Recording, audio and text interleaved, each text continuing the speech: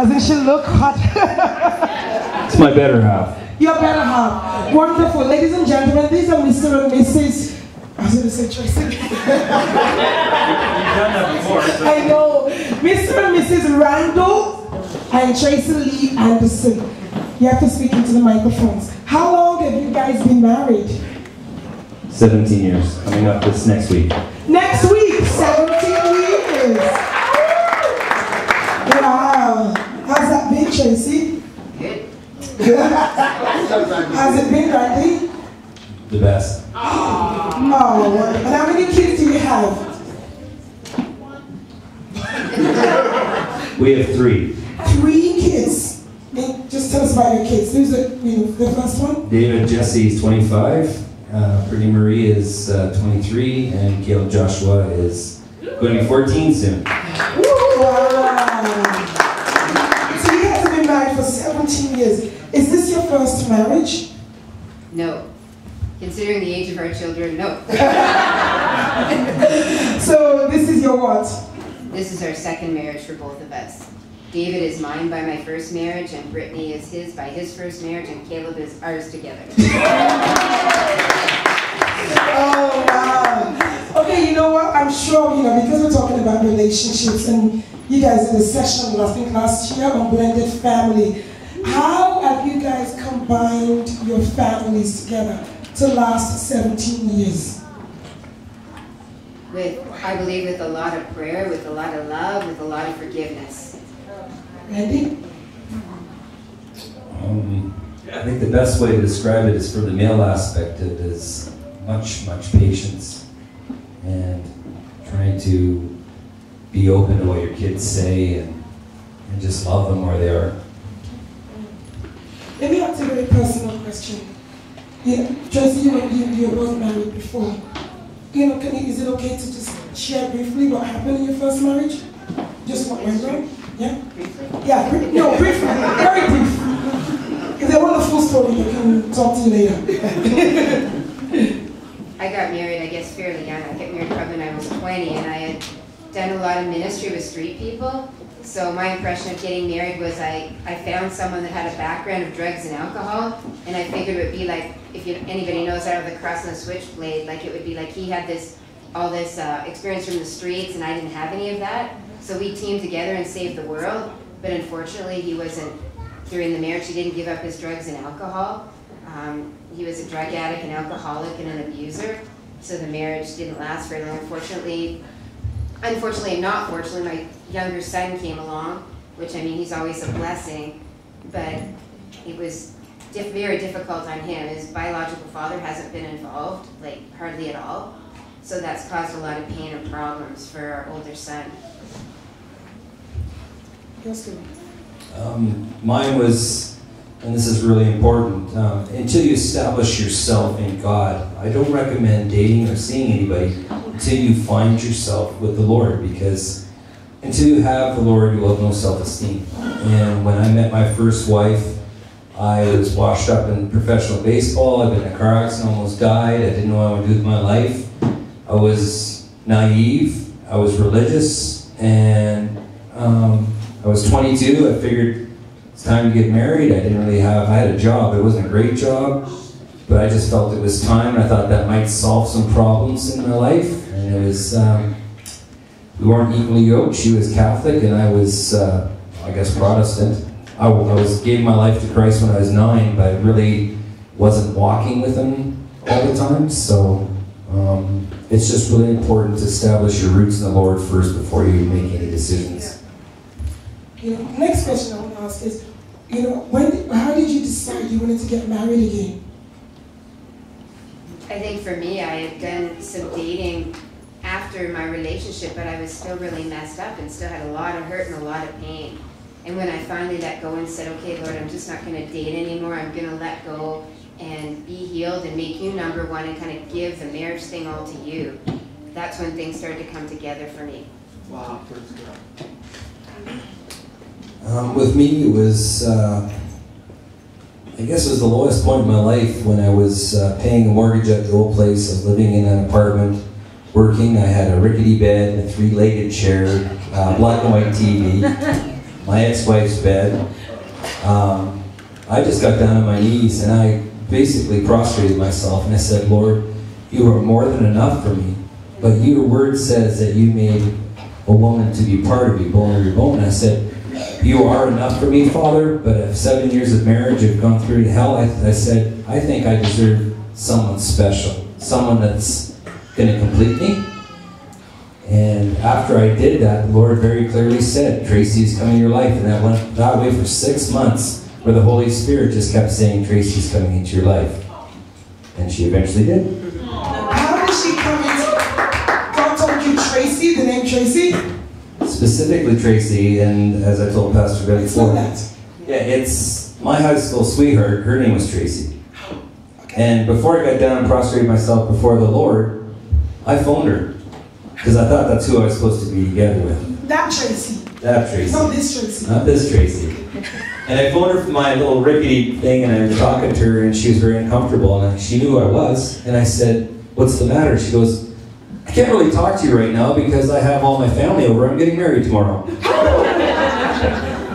So I knew that wasn't the one. That wasn't the right Tracey. So it was a good thing you didn't propose to her.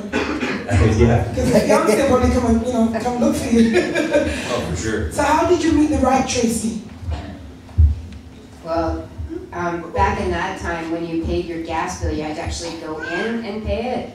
And I would go in and pay my gas bill to him.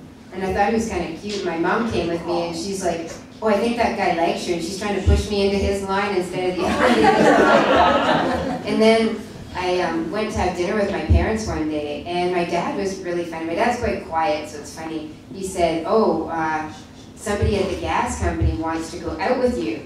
He asked my dad if he could take me to a wedding, which I found out later that a wedding didn't even exist. You just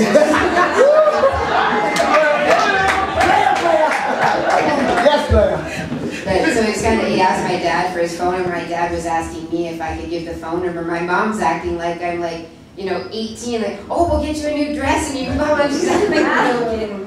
So yeah, my dad gave the phone number, and it's funny, all I could think about was him, and he had to actually go away for a couple of weeks, so I wouldn't hear him for a couple of weeks. And when he came back, we talked on the phone. It was like the first time we talked on the phone, we had everything in common, and I could tell that he was a good dad because that was so important to me. And we made a date, and history from there. 2 more questions. What are the challenges of blending 2 families into one? I think it's really tough when you're raising other people's kids because Brittany walked all over him. Like, she was like Daddy's little girl, and there was no schedule. She said, Daddy, I'm hungry. She would eat. If she said, Daddy, I'm not hungry, she wouldn't eat. She only ate like soup and grilled cheese. And my son, he was more disciplined. So it was difficult because it was like, honey, I'm not gonna, well, I didn't probably even say honey. I said, we're not sitting at the table and my son's gonna eat roast beef and vegetables while your kid's eating grilled cheese. Like, it's just not gonna happen. So it was, I'm not lying to you, it was difficult because we had different standards. So it did, and we had the ex-wife, my ex-husband wasn't involved, but his ex-wife moved 3 houses down. Not because she liked us, but because she wanted to be controlling and torment us. She outbid 4 people to buy the house 2 doors down from us. And Brittany wasn't even allowed, like Brittany was on her lawn and Randy said hi, Brittany would get nervous. Like, I can't talk to you now yet. It was not good. The honeymoon period ended really quickly when his ex-wife moved, and that was only a couple months after we were married. She called us on our honeymoon at her place in Banff to complain about the way I was raising my daughter. So there is difficulties, but again, I said it had to really be forgiveness and the grace of God and believing and putting Him first in our lives. One of the questions I wanted to ask was, explain what took place at your wedding with the children. Well, Tracey and I, we took time and we did our vows because it was something that was really important, but because we had her son, my son, from her first marriage, and my daughter, what we did is when we exchanged rings, we had the children exchange rings too, to sanctify that they would be becoming brother and sister. So not only did we take vows to each other, but we had the kids make up their own vows to their brother and sister to honor and love each other as a real brother and sister. And so 17 years, what's the family like? What's your home like? Our family's good. I mean, our older son, we've gone through a lot of things with our older son, but when the three kids are together, there is a bonding there, there is a love there, there is a wanting to protect each other, and it's really cool to see that. Because for a while, even our older son felt like it's just these two children that count, and he didn't really count. But he's coming back around and he's seeing that he is loved, that he is accepted, that he's a part of it, and Brittany and Caleb are very close. It's pretty awesome. It's a work in progress. By any means, it's not an easy situation, because not only have different personalities, but you have that sense of the kids, I think, you're trying to find a balance that one doesn't feel like they're loved by another one, or you're not, you feel like you're not really my daddy, because I know with David it was a struggle for a long time, because I was stepping in his territory as him being the man in the family, and that was a big issue for about 5 years. He really did not like me for coming into the relationship. I can tell you guys, it's not easy, but with God, everything is possible. Amen. And with Brittany, I just want to share, Brittany didn't like me either because I was always saying no to her. But now, I mean, we're like mother and daughter. She does call me her evil stepmother to tease me, but we're very close. I love her very much. What one piece of advice would you give to people entering into marriage? Yeah. No, just entering into marriage. From the two marriages that you both had. Don't jump. I mean, you really need to get to know that person, and they can change once you get married, because they put a facade on. But I really believe if they are engrossed and embedded in the Lord, and they're solid in the foundation of God, what you see is what you get. And you'll see it in their eyes. Tracey, let me ask you a different question. Sorry, a different question. What advice would you give to people struggling in their marriage to make it work? One of the main things for me, again, is just really forgiveness and letting go of stuff. Like what you think, you're right to be right. I gotta be right in this, and you gotta listen to me. And sometimes you just have to, you don't compromise your integrity, believe me, but sometimes you just gotta say, okay, choose your battles. What's important, what's not important, and learning sometimes to do things that you necessarily don't want to do, but you do them because you love the other person. Well, come